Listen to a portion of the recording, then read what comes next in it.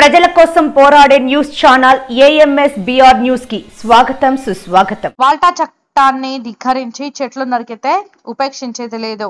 పుట్టపర్తి తహసీల్దార్ అనుపమ దేశంలోనే 2వ కరువు జిల్లా. ఈ జిల్లాలో ప్రత్యేకమైన వాల్టా చట్టం ఉంది.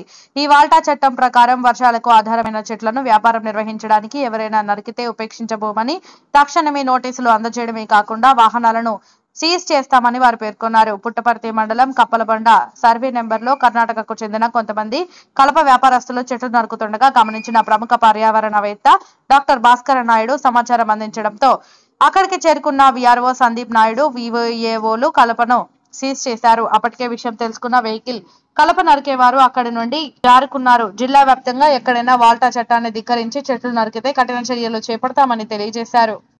వాల్టా యాక్ట్ ప్రకారం దేశంలో 2వ కరువు జిల్లాలో చీనీ, నిమ్మ, రేగు తప్పిడిసి ఏ చెట్టు కొట్టాలని అట్లీస్ట్ సీమజాలు కొట్టాలని కూడా పర్మిషన్ తీసుకోవాలి. ఇంతకాలము అటవీ అధికారులు క్యాష్ చేసుకున్నారు. వీళ్లతో కూడా ప్రతి లోడ్కి అటవీ అధికారులు డబ్బులు తీసుకుంటారు.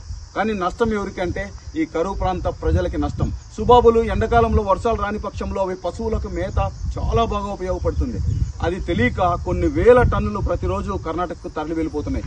గోవాకు కూడా తరలి వెళ్తున్నాయి.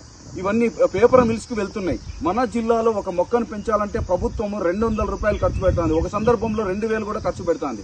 ఇది కేంద్ర రాష్ట్ర ప్రభుత్వాలకు కరువు నివారణ చర్యలకు చేపట్టే ఏవైతే ఫండ్స్ కేటాయిస్తుందో వాటన్నింటికీ విఘాతం కలిగిస్తుంది. కనుక వాల్టా చట్టాన్ని ఖచ్చితంగా అమలు పరిచి చెట్లు కొట్టే వారిని, ఇటుక పట్టీల్లో చెట్లు కాల్చే వారిని, సామిల్స్ లో చెట్లు నరికేసి కోసి పక్క రాష్ట్రాలకు తరలించే వారిపైన చర్యలు తీసుకోమని చెప్పి కోరుతున్నాను. జై హింద్.